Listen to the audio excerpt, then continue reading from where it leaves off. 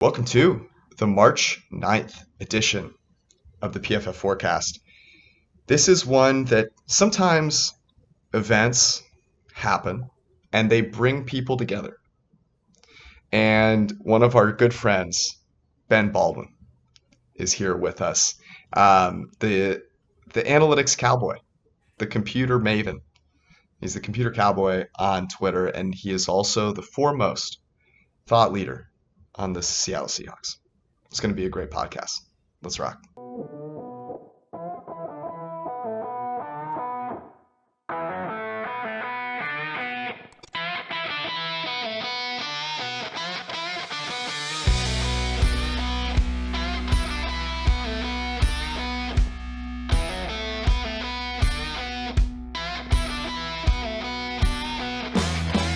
Ben, how are you?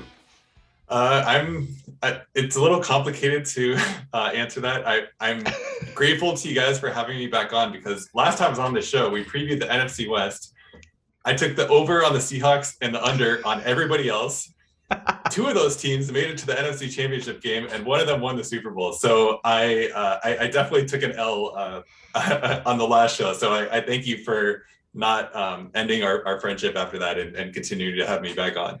Look, as a noted Rams hater, I've had to do my fair share of like what were the Rams, and like I feel like it's okay every once in a while to just to say congratulations, variance, you win, because I feel like that was what the Rams were, and to a certain extent the Seahawks, right? Like the Seahawks, even down to the game that Russ got hurt, like the Seahawks had a very real chance to win that game with Geno Smith at the end, and it was it was a microcosm of their season, really.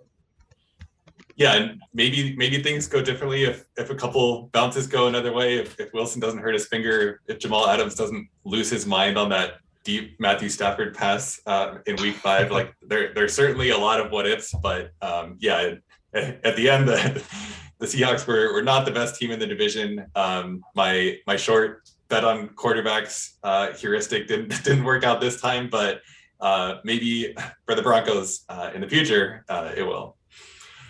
So, first off, you are paying the price. The football gods looked down at your prediction, and they said, "How do we get back at Ben?"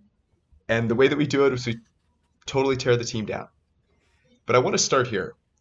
Are the Seahawks in a better position to win a Super Bowl over the next, let's say, 15 years today than they were, 28 hours ago or whatever it is? Yeah, I think the long time horizon is well chosen, because if you had said like 5 years or something, then the answer is obviously no, right? And I don't think the Seahawks were in a great position to win a Super Bowl in the near term with the Wilson Carroll marriage, and like they're, as we just talked about, they're not the best team in their division. They have other good teams in their division, and even if they were better next year, the Rams probably aren't going away, and I think the 49ers are a little hard to predict because of the quarterback situation, but that the Seahawks won't be division favorites regardless, or wouldn't have been with Wilson. And now it's basically a lottery ticket of can you hit on a quarterback, and we've seen from the Broncos and the Bears and like these other teams that have lived in quarterback wastelands that can go on for a long time. So I would say that the chances both before and after are probably small, but I think it's probably somewhat smaller now. And some of that is also they have kind of tied themselves to this vision of the Pete Carroll, I don't want to say dictator, but something with that where like he's running the team, and I don't think he provides a lot of edges. And the other thing about choosing to move on from Wilson is that they aren't kind of having the potential upside of having like a offensive minded head coach that actually does provide an edge, where now they have Pete Carroll and no quarterback.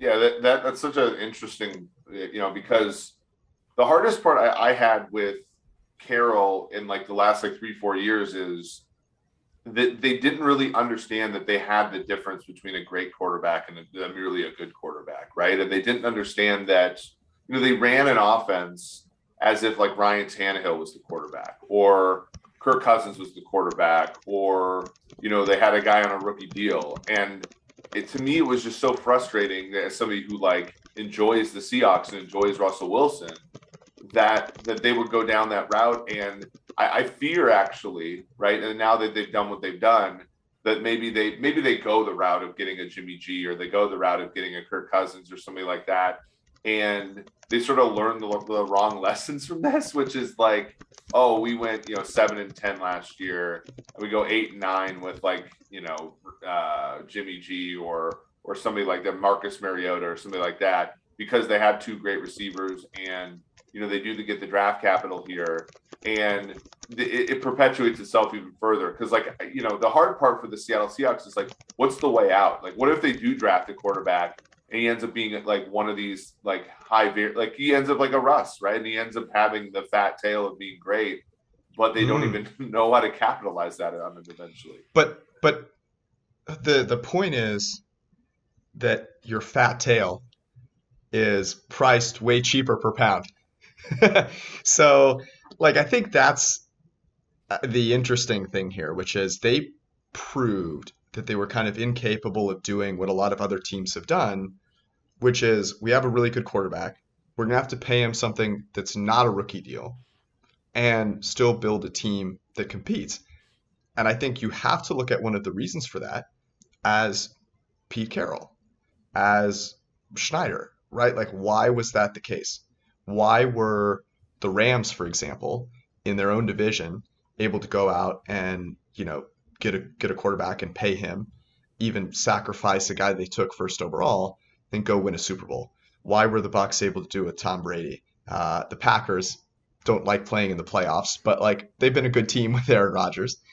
And so I think that's the interesting thing. And I would also say that if you're going to make this move now, you've got to go all in.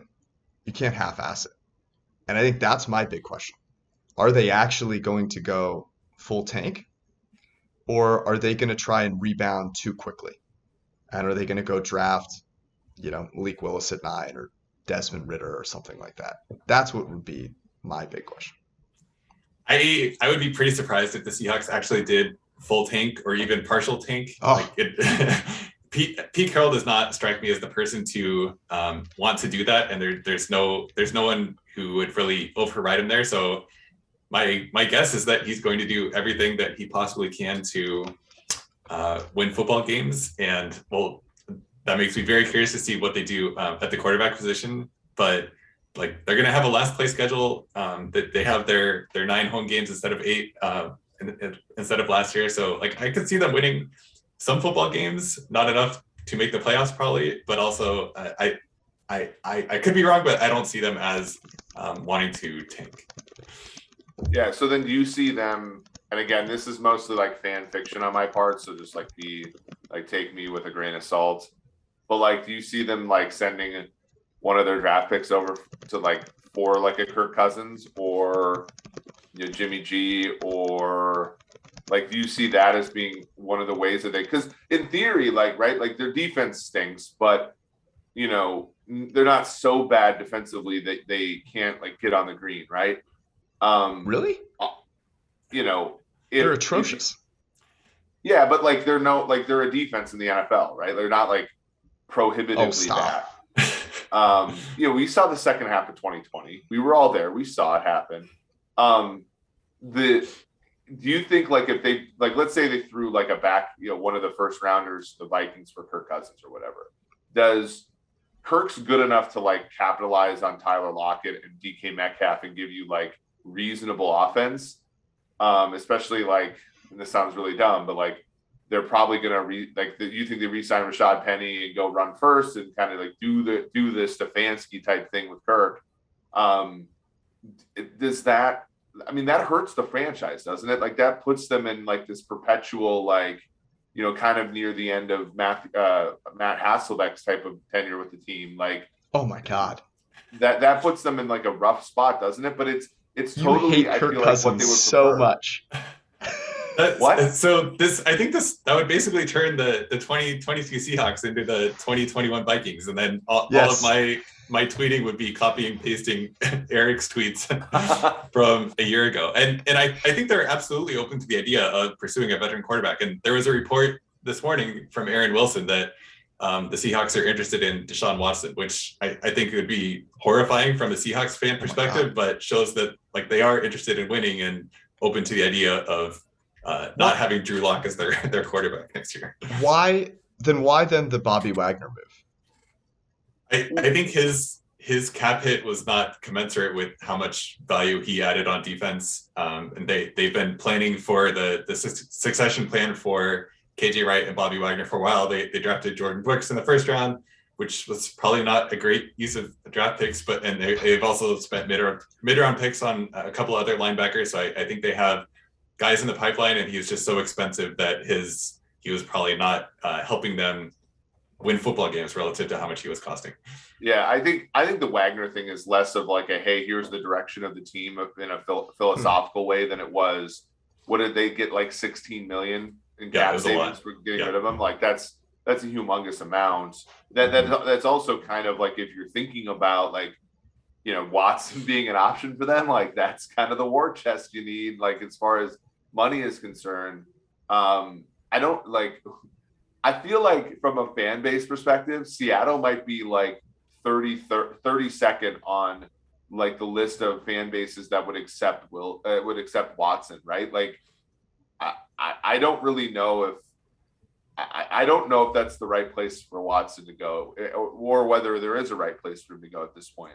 But yeah, to me, I thought it was weird. I agree with that. I have an answer to that. Oh, go ahead, George. I was going to say my answer to where the right place for Watson to go is not a team playing in the NFL. Yeah. Well, Houston's the perfect place for Deshaun Watson to go. The Houston Penitentiary. Sorry, Ben, I had to interject. Go ahead. Yeah, so there's actually a parallel here with the other team that Jody Allen owns, which is the Portland Trailblazers, and they hired Chauncey Billups to be their head coach. And he also has unfortunate things in his past, and there was tremendous fan backlash from the fan base. And Portland and Seattle are not that different of cities, so I could see something very similar happen with the Seahawks. But we also know from this that Jody Allen is not necessarily opposed to having people on the team that she owns that have these questionable, is putting it lightly, but things in their past. I'm going to give you GM control here, Ben. You've got these picks. You now have some more cap space. You also have Jamal Adams. What is your pathway to the rebuild? You know, how are you using those picks? Who's playing quarterback this year? Who's playing quarterback next year? What does that plan look like? Yeah, so it kind of depends on how the draft falls. If there's somebody who falls to you at pick 10 that you believe in at quarterback, then I think you kind of have to do that. And I haven't paid a lot of attention to the draft because I thought this was the second year in a row that the Seahawks weren't going to have a first round pick. So I know nothing about any of these quarterbacks, so you guys would know a lot more than me about here. But if there's someone we're taking there, then I think they have to do it. If not, then if I were doing it, then I would probably try to not be very good this season so that I would have my shot at taking somebody next year. And I think that's not what the team is going to do. So that's kind of where the divergence is. The other issue is they have a lot of holes on the roster. Both of their tackles are free agents. They didn't really have a pass rush last year, and the team right now it's basically Tyler Lockett and DK Metcalf, and there's not a whole lot else to build around. So it's kind of a challenge there, especially when you don't have a quarterback. So who do you think? Like, I'll ask both of you guys this. Like, who would you make the favorite to be the starting quarterback for the Seahawks in 2022? Wow. So they're at 10 now. Or 9, is it not? 9. 9. Oh yeah, 10 is the Jamal Adams pick that the Jets have. My mistake. Right, it's amazing. at that position, like the problem is Ben's exactly right. Like if you draft Kenny Pickett, let's say, right? He's sort of like a ready-made starting quarterback in the NFL, a la Mac Jones. I would say he's a weaker version of what Mac Jones represented. But you don't have the roster to complement that at all. And he doesn't provide you the ceiling from which to work. The other issue is like if you take Malik Willis, who I actually don't think will make it to 9, but if you take Malik Willis there, he's got the ceiling that I feel like the Seahawks would want. But unlike when Russell Wilson joined the team, there aren't a lot of good players on this. Like when Wilson joined the team in 2012, there were a lot of like low key good players that were just waiting to blossom, like Sherman and Chancellor, and Earl Thomas was already good and all that kind of stuff. But you had this isn't there, right? So I do fear that it's going to be somebody like all this put out there. I do think it might be somebody like Kirk Cousins. Like I think it might be one of those where Carroll is like this combination of old and old school, and I think like he was like, look, Russ messes around too much. At least Kirk will stay around in the pocket and throw it to the open guy and stuff. So I think it's like a Kirk Cousins like quarterback. So I might as well just say Kirk Cousins. I think Kirk Cousins, out of all the options, is like a good case scenario relative to where they could end up, because the other ones are like, what if they fall in love with Carson Wentz or Sam Darnold or like all these other options, where I think there's a lot of possibility for somebody who's very unexciting if they don't end up drafting somebody. Yeah, that's the thing. I mean, like among quarterbacks who are extremely limiting, but will get you to 8 wins no matter what, Kirk is probably the best of them, right? Like it's not even close. Yeah. I would take extremely Kirk, competent at that. Yeah, I would take Kirk for sure above probably most of the other options that are actually available to them. So, which is saying more about the other players. Do we think the timing of this tells us anything? In other words, this happened right after the combine. There presumably did interviews with quarterbacks. I and maybe this is just me because of what I know about Pete Carroll, but I think this is probably widely known. It's like Pete Carroll is a culture guy, right? Like we've heard the story about he walked in and DK Metcalf took a shirt off. He took a shirt off. Like he's someone where personal connection and culture matters. Did he walk into a conversation with Malik Willis and they hit it off? And then he sees him giving money to a homeless person in Indianapolis. And it's like, yeah, let's go. Like, let's go get this guy. I want this guy to be our leader. Let's rebuild. We'll let Bobby go. We'll try and rebuild, bring in some pieces here, acquire this draft capital. Remember, to your point, Eric, they had all these guys waiting. They've been trading picks for known quantities kind of since then. Maybe they go, hey, we can go get a bunch of talent in this draft. We can, maybe that's erroneous, but they believe they can make that rebuild with that rookie quarterback. Like part of me thinks that the timing is telling. Well, yeah, I think. Oh, go ahead. Before Ben.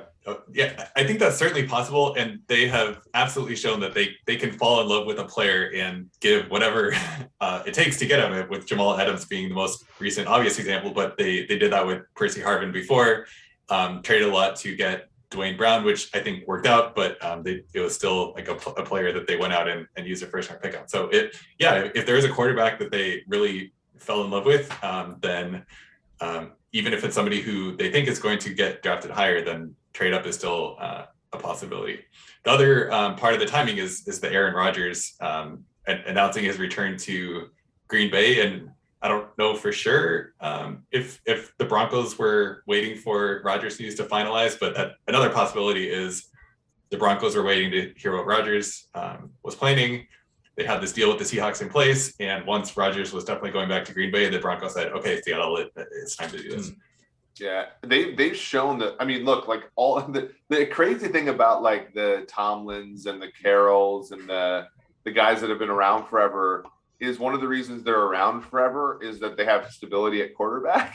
And you're sort of like, okay, the last time they did something at quarterback, this is what happened. But that was like a lifetime ago. When Carroll first took over, right, his first year was Hasselbeck, and they went 7-9, won the NFC West, won a playoff game. but they jettisoned him quickly because he was sort of not. I mean, he had like 10 touchdowns, 17 picks or something that year, and the intermediate phase was a year of Tavares Jackson and Charlie Whitehurst, right? Yep. And I wonder, and like in that 2011 year, that was when they drafted Sherman. That's when I think Chancellor was drafted in 10. So was Earl Thomas. They kind of started building that thing, right? And I wonder, and again, whether it's right or wrong, like I do wonder if Carroll looks at that era and says, let's repeat this, right? Like we're stale here. That's kind of what happened, by the way, with Hasselbeck's era, right? Where he was a Super Bowl quarterback, very good quarterback, I thought, but then the roster around him atrophied quite a bit and he couldn't overcome it. And even though I think Wilson's a lot better than Hasselbeck was, maybe Carroll sees the parallels and is like, okay, well, our time's up. We can't just keep trading first round picks and win this division. Because we all talk about the Rams, but the Seahawks were the original stars and scrubs team, weren't they? Like 4 or 5 years ago, everybody was fading them. We're like, well, wait a sec. You know, they have Earl, they have Bobby Wagner, they have Michael Bennett, they have Russ, Doug Baldwin. Like they were, and then everything else was scrubs. Maybe like that era is over and Carroll's sort of reverting back to the only thing he knows, which is the beginning of his tenure here. Yeah, they did a good job of churning through players early in that time. And even with quarterbacks, their approach was to like take a lot of low investment shots on quarterbacks. And eventually Russell Wilson hit, obviously, but they had those guys in 2011. They were planning on Matt Flynn for 2012 before Wilson beat him out of training camp. So it's possible that they try that again. I think they were extraordinarily lucky to actually hit on Wilson with a third round pick. So like if they're hoping they can repeat that, then it's probably not going to go well for them. But yeah, I'm sure they're looking at the cap space they'll have after this year. Not this year because Wilson is still taking up a lot of their cap, but going into 2023, they'll have all these draft picks and cap space and kind of have a blank slate. And I don't think I've seen a lot from them that suggests that they are capable of repeating their early success in the draft and putting a team together, but I'm sure they disagree with that in their own minds. That's a great point, right? So we talk about Wilson like he's a superstar, but in reality, like their first choice was Matt Flynn, which is maybe even more evidence to the idea that maybe they'll try to acquire a Jimmy G. Although Matt Flynn was more unknown, right? He had the one game against the Lions. But maybe there is like a little bit of like, you know, Carroll going back and saying, hey, let's throw a number of different options at the QB position here. Maybe one of them's a veteran, one of them's a mid-round pick. And there are plenty of those kind of guys in this draft, interestingly. So, it's a fun discussion topic to have because, as we said, there aren't that many coaches that have been around as long as Carroll, and almost none of the coaches that have been around as long as Carroll have had that many quarterback switches. John Harbaugh has had one in his career. Tomlin's had 0. Carroll, this is his second, right? And so it's hard even to think about the data there because most of the coaches and general managers that have had multiple quarterback switches are gone by now. Well, it's so interesting because I always like to think about like the NFL is very reactionary to low sample things that happened in the past, right? So like we'll see the Rams do it this way and a bunch of teams go, that's the way, and we'll copy it. And so I'm wondering, does Pete Carroll look back and go, okay, the Matt Flynn thing was a huge error. The way to go is to draft a guy like Russell Wilson. Okay, let's say what you want about that. But like, and for that reason, he goes, no, we're not going after a veteran. Or he goes, look, it could have just as easily broken that Matt Flynn was our guy and Russell Wilson stunk. And so we should repeat that pattern because we're not sure which one will do the best for us. And so they go, get a Jimmy G or Kirk Cousins, who's probably a little better than Matt Flynn, but whatever. But I still hold strong to this. If Pete Carroll is going to be the coach long term, I'm thinking about him repeating what he's done in the past. I just have this feeling that Desmond Ridder is his guy, and that somehow, some way, that's a part of this plan. They're going to draft him in the second round. They're going to use those higher picks to move down or acquire, the Steelers trade up for Malik Willis, whatever, and literally try and run it back. Like Desmond Ridder, it's going to be Russell Wilson 2.0. We're going to go draft Richard Sherman 2.0. Jamal Adams is going to turn back into a startable NFL player. And DK Metcalf's foot is going to heal and all is going to be well. That's my take. Desmond Ritter's one where the floor is extremely high for him. I don't necessarily think the ceiling's that high because you don't think he's Russell Wilson?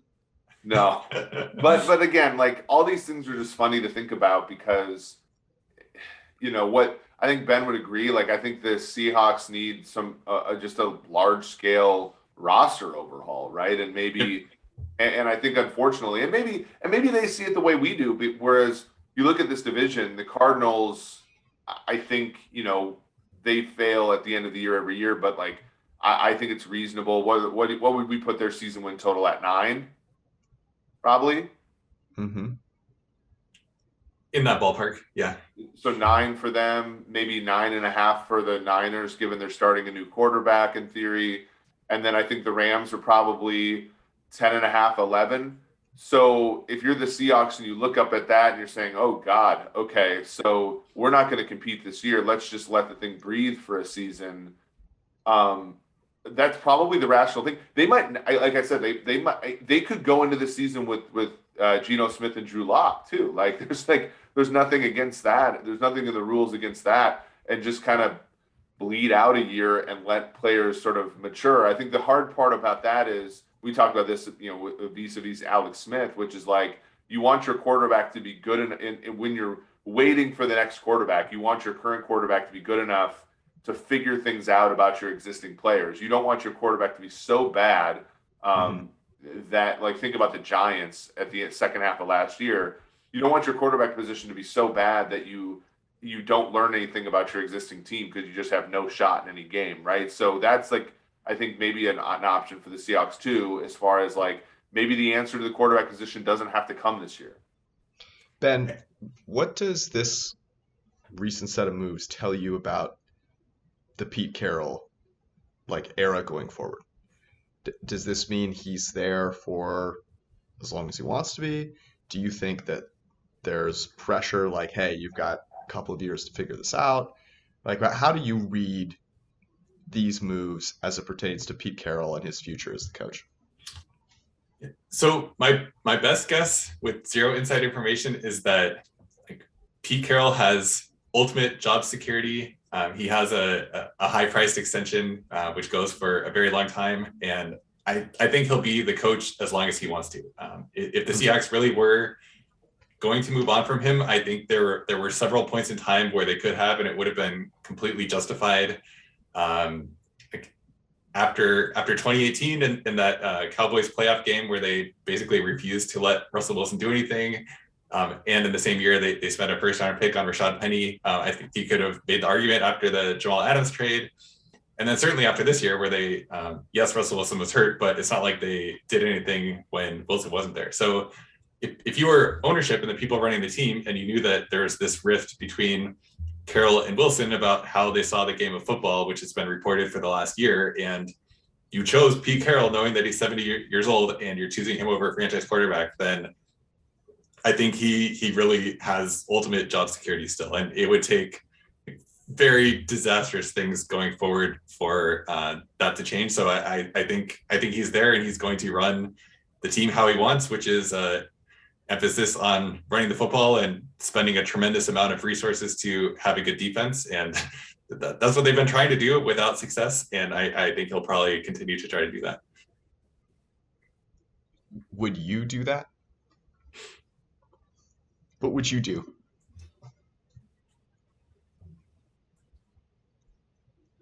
Sorry, was this for me or Eric? You. Oh, okay. Sorry, I missed that part. So I do not agree with that. I think going back to our earlier discussion, like the Seahawks were in a hard place because of their division and because of the state of the roster. But the state of the roster part is a bit of a cop-out because Pete Carroll and John Schneider, the people putting together that roster. So, yeah, we can say the Seahawks didn't have a great shot to win the Super Bowl with Russell Wilson there, but I think I would have been much more eager to make a change at the people putting together the roster and doing the coaching than one of the top. You could argue about Russell Wilson's place among the QB pantheon now, especially after being injured last year, but he's definitely a franchise quarterback and somebody whose caliber is hard to find. So I would have stuck with him and tried to hire a coach who could make the best of his talents and somebody who can actually put an offensive line and team around him as well. Yeah, the thing is like it was a divorce was seemingly inevitable at this point, right? Like it was traveling in that direction, and man, it's really hard to think in a league where quarterbacks can play increasingly later into their career, and in a league where elite play at the position is increasingly valuable, that the Seahawks would have chosen Schneider and Carroll over Wilson. To me, that still seems to me to be one of the more baffling choices of this offseason. And, we all I guess this is like coming from, you're a Seahawks fan. They won a Super Bowl with Carroll. Like there's a lot of like goodwill there, but like at some point that's got to run its course, right? Like, and it feels like they're still living off of, obviously, great, a great memory and frankly, almost close to two great memories. But to me, it seemed like they chose the wrong two people here. You wouldn't have done the trade, Eric. You would have opted to try and keep Wilson. Well, my issue is given where they are, I think probably I would have, like if I had to have Carroll and Schneider, I would probably trade Wilson. But that's just because you got sideways with your quarterback, and I think it's probably worse than everybody was letting on. I think probably the relationship was worse than everybody was letting on. So, yeah, I guess like conditional on the situation that they're in, I would have probably chosen the coach and GM because the coach and GM were already chosen. If I had to go back and if I was ownership and I said, well, like I have a great quarterback who, you can make a very easy argument the team is underutilized, and I have a coach who's north of 70 years old and a GM that has had far more misses than hits over the last, 5 years, I would have chosen the quarterback. Like that to me, I don't think it's even close. So it to me, it was just one of those, what you sort of made your bet already with the decision to stick with the GM and the head coach. Do you agree with that, Ben? Like, I'm kind of assuming yes, but like if you're ownership and something has to give, like what are you doing here? Yeah, so well, this is kind of a cop-out, but if I were ownership, I would have made a change to the coaching and general manager years ago, so we wouldn't have been in this position in the first place. And I think there were signs and cracks that were showing that these were probably not the best people to build and lead a team that has a franchise quarterback and should be built around him. Given that we got to this point, I think after this season, if it was clear that it was going to come down to Pete Carroll or Russell Wilson, then I think I still would have taken Wilson, and the alternative is to just completely clean house and do this trade with Wilson and get rid of the coaching and general and GM, because we can point to all the mistakes that the Seahawks made leading up to this, and I think they are revealing of kind of an outdated or old school view of football. And if we think there's any grain of truth in this, then I don't want the people who made all these mistakes to use all these resources that we're getting from the Russell Wilson trade. So I think my preferred outcome would be keep Russell Wilson and try to make the best of it. My second best outcome would be do this trade and clean house at top. And then what we actually got would be kind of what I would least prefer. Yeah. Like it's just so hard. Like it's sort of the Packers thing too, right? Where like you get sideways with your quarterback, and it's like how do you come back from it other than what the Packers have done, which is basically like lay down for him the whole time, right? But the Seahawks just never. How frustrated are you as a fan? Like the first what was it, they were 6-3 after a loss to Arizona when they decided to stop letting Russ cook anymore, right? That was basically it. Yep. Yep. Like, how frustrating is it to sort of like, even if the Seahawks didn't win the NFC West in 2020, they were extremely entertaining and extremely fun to watch, and you could see that team winning the Super Bowl, right? Even finishing 12-4 that year, defense improved because of a easier schedule down the stretch. They were never really contenders, were they? At the end, because of how much they had neutered off Russ, like they just it was so frustrating to watch. And I'm not even a fan, but they were frustrating to watch because they just never trusted the quarterback. And I feel like there's a ton of ways to go down swinging in this league, and maybe it's just like watching too many Vikings games or observing the rest of the league or whatever. But it's like the worst way to go down in the NFL is by not trusting the quarterback, right? It's like it's the most feeble way of approaching the game, isn't it? Yeah. Go ahead. I was gonna say I agree, and so I think about going into last year, Matt Stafford playing for the Lions. I don't think anyone would argue that Russell Wilson is a better quarterback than Matt Stafford. Now, maybe the Seahawks feel differently. Maybe there's a few people who feel differently after this last year. But if you look at any metric, it's pretty damn hard to say that Russell Wilson isn't a better quarterback. Teams are going through their entire life cycles trying to acquire that piece. Like, that's the piece that is the hardest. That is the necessary piece in order to have a real chance at a Super Bowl, as opposed to lucking into one with Trent Dilfer. And from the Broncos' perspective, like, that's where, when I look at this trade, I go, like, okay, like, it makes sense. You're trying to go win a Super Bowl. Russell Wilson is a quarterback that could go win a Super Bowl. If Russell Wilson played for the Lions, like Matt Stafford did, I'm sure that he would have put up better stats, and people would be saying more, vociferously the same things that they were saying about Matt Stafford. And so I find it weird that the Seahawks were like, yeah, he's not good enough. Like, we can't go win a Super Bowl with Russell Wilson. But yet other teams in the league were like, oh, yes, we can. And I just think that's so strange. And I don't understand why ownership feels that way. Like, I think it's absolutely absurd to look at the situation and go, the irreplaceable piece, the piece that I have to keep, are Pete Carroll and John Schneider.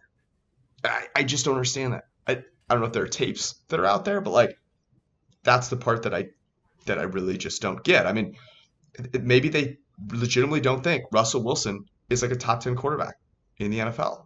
But I think the rest of the NFL feels differently. Certainly the Broncos do, given what they paid for him.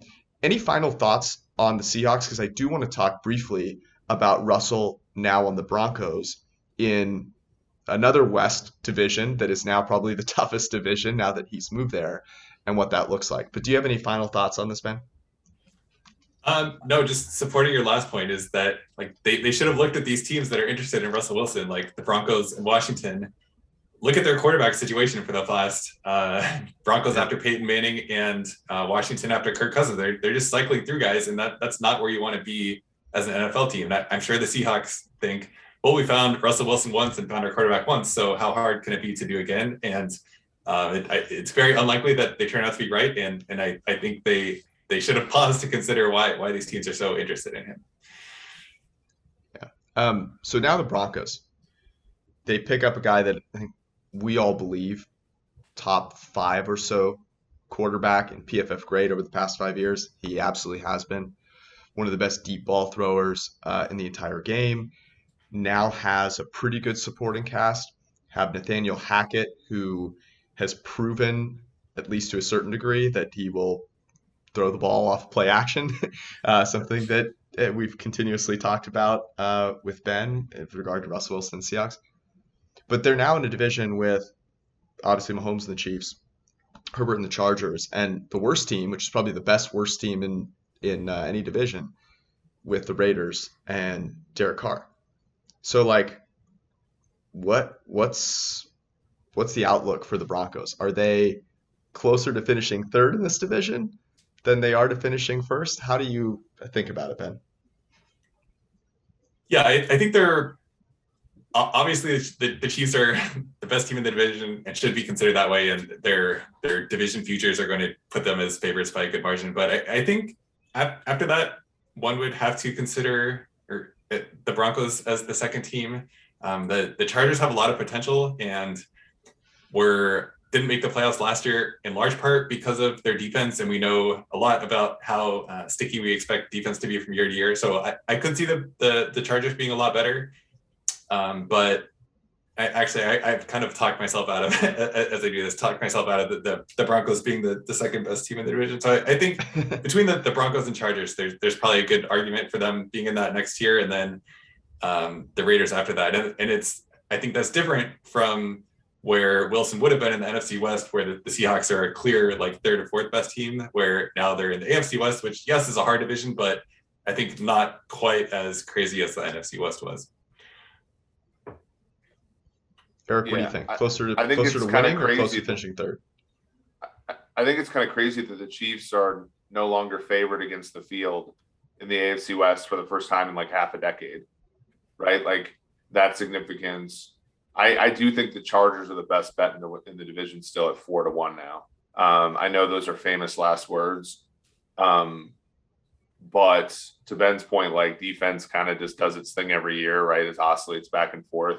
This is a Chargers team that did catch a 12-4 season just a couple of years ago, so it's certainly not impossible. And 2-1 for the Broncos to me seems a little bit. I don't think I would bet those odds. I don't think that those are giving you good enough payouts yet.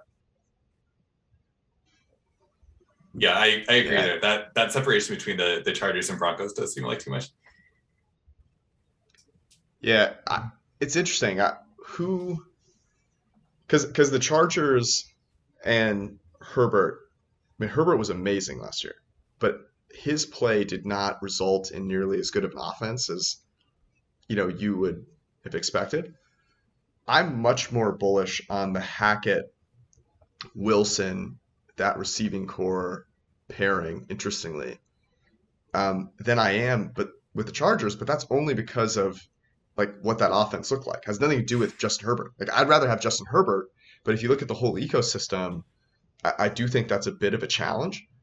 It'll be interesting to see like what the Chargers are able to pick up versus what the Broncos are. Like Von Miller's talked about, he's certainly not locked into the Rams. Would he go back to the Broncos? Would he go to the Chargers? They're definitely a team that's in the running. But I could definitely see the Broncos and Hackett and that team competing with the Chiefs, who last year, I mean, look, I know we have the Chief himself here on this podcast, but they looked vulnerable last year. They weren't a good team last year compared to normal years. Like if they would have won the Super Bowl last year, it would have been, I think, despite having a down year for them, not because of any brilliance there. They're also still beneath the cap or still over the cap. The thing about the Chargers now, according to Over the Cap, have the most cap space in the NFL right now at $56 million. And I know that those are, things will change, but to me, that's like the biggest reason to be bullish on the Chargers is they have a head coach with a clue. They have a great quarterback who's still on a rookie deal. They just got Mike Williams back. Keenan Allen had a down year last year, but still should be pretty good. Offensive line's better than it had been in the past. And they have the means to upgrade, right? The Broncos still have some means as well. But the Chiefs are at a deficit position right now everywhere but the quarterback position. And head coach, I still think, like Andy Reid's great. He's one of my favorite coaches of all time. But I don't necessarily know if the Chiefs are working at an advantage there that they're used to. What would you make the fair odds then for that division, Eric? Well, I still think, I think the Chiefs are probably 45%. And then I think, let's round this up. Let's say the Raiders are at 10%. So you have 55%. And then, so there you have 45% left. So let's go, 30. No. Yeah. 25% to Denver, 20% to, I don't know.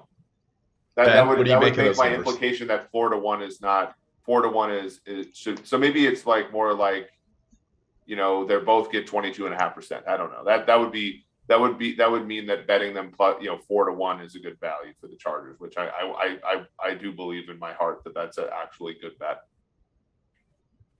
Yeah, I would, if I just had to close my eyes and pick numbers, I think I would probably say the Chiefs are like a 50-50 shot to win the division, and then maybe give like 20% each to the Broncos and Chargers, and then let's see, and then even that sounds a little high for the Raiders with 10% left over, but I think I would put it somewhere like that. And yeah, coming back to the difference between the Broncos and Chargers, it does seem like the market overreacted a bit to the Broncos getting Wilson when you look at like how good we should actually expect the Broncos and Chargers to be relatively.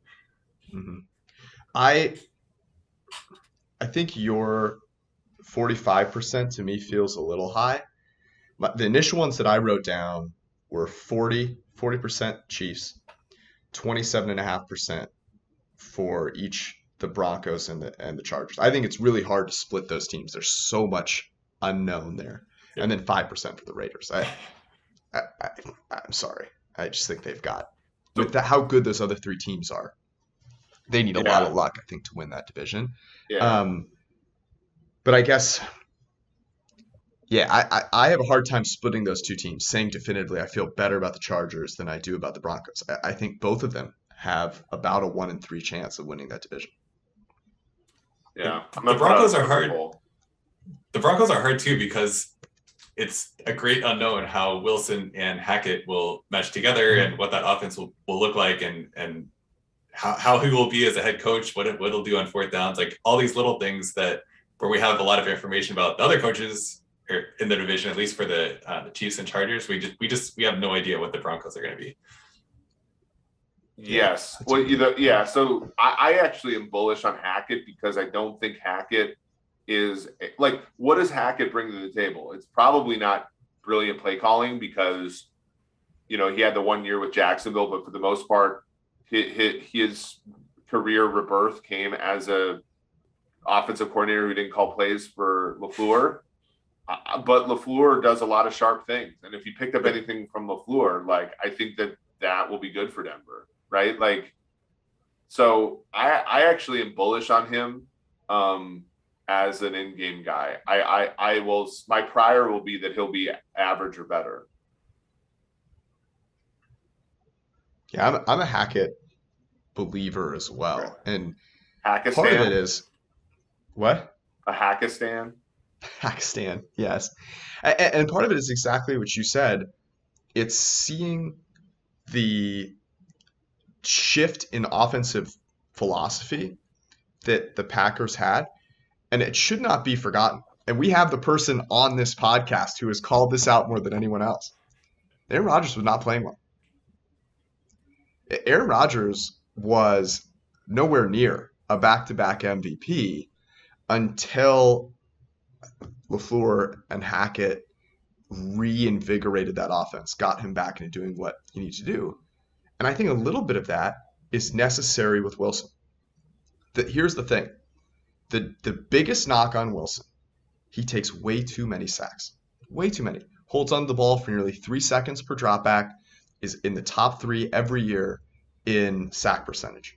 Those two things correlated, as Eric, you've pointed out a bunch. But I am excited about a philosophy that is around getting the ball out quickly, saying, look, we trust you. Make these quick decisions. Let's run play action more frequently. You have Jerry Jeudy. You have Cortland Sutton. Thankfully, you don't have Noah Fant anymore. So you can feed Alberto. And you have a decent offensive line. I think right now it's fair to say there's some variance and you can't put them there. But if we're sitting here, I would not be surprised we go into week 10 next year, maybe 13. And we're looking at this again. We're going, man, like Broncos are in first right now, and they're the better offense. Also, safe space, guys. If I were to carry a running back that I took in the second round, again, we're talking about conditionals. Javonte Williams is not a bad back to run the Packers. True. I think this is all fair and a good note of optimism. The one the one caution is that Aaron Rodgers did not instantly turn around when he paired with Matt LaFleur. There was that kind of first year of I don't know if growing pains is the right word, but he wasn't right away back Cleansing. to the MVP. And there, yes, the Packers won their division that year and got a bye, but as has been extensively documented on this podcast, that team was a bit fraudulent. So in terms of talking about what to expect for the 2022 Broncos, then maybe if the past is anything to learn from, then we wouldn't expect the Wilson Hackett pairing to come out firing on all cylinders right away. But here's the difference. Aaron Rodgers is over there taking homeopathic remedies to facilitate healing. Not going to be as quick. Russell Wilson, one of the fastest healers, one of the most special healers in the world. He's got nanobubbles. Yeah. So, I mean, I think that Wilson hopefully comes into it with a really open mind where he's like, look, this wasn't working before. I'm going to come in and embrace it. Whereas I think Rodgers maybe was, especially with LaFleur, who's a younger guy, was maybe a little more hesitant. But that's a very good point. And I look back to the Bucs with Tom Brady. We talked about what that team was going to look like. And the Saints were clearly the favorite. But we said, look, wouldn't surprise if by the end of the year, the Bucs are the better team once they've gelled. And it wouldn't surprise me. It honestly would not surprise me if the Broncos were the better team here. We're at time here, so I want to give Ben one last chance to redeem himself. We're not quite at preview time, but as you mentioned, a little off on your Seahawks and NFC West predictions last year. What do you think happens this year? In terms of the West divisions? Yeah. It's definitely a cop-out answer, but it's hard to see the Rams and the Chiefs not being the best teams in those divisions. There's it's boring to say that the teams that were the best teams last year will continue to be the best teams, but in the NFC West, there's just so many questions with the other teams, and then in the AFC West, they still have Mahomes. They have a great offensive line. They have Tyreek Hill, and we'll see how much longer Travis Kelce has it. But I think the combination of those things is hard for me to bet against. That's good for me to hear, because now my validation on the Niners ending up winning the NFC West, it's all I needed. Whether it be with Trey Lance or Tom Brady, it doesn't matter at this point. Or Jimmy G. Don't rule out Jimmy G. Yeah, you never know. Ben, anything that you want to let the people know about where they can find any of your work? The Computer Cowboy on Twitter, one of the best Twitter follows. But anything that you want to pimp? Not recently. So check the Twitter at Ben Baldwin and read The Athletic. And thanks for having me, guys. Ben, thank you for all that you do in democratizing football analytics. You have done as much for the space as I think anybody. So I think it's good to point that out as well. This is you guys too with the PFF to professional sports teams pipeline. Yes, facilitating that at every turn. Ben, thank you. We'll see you on the internet.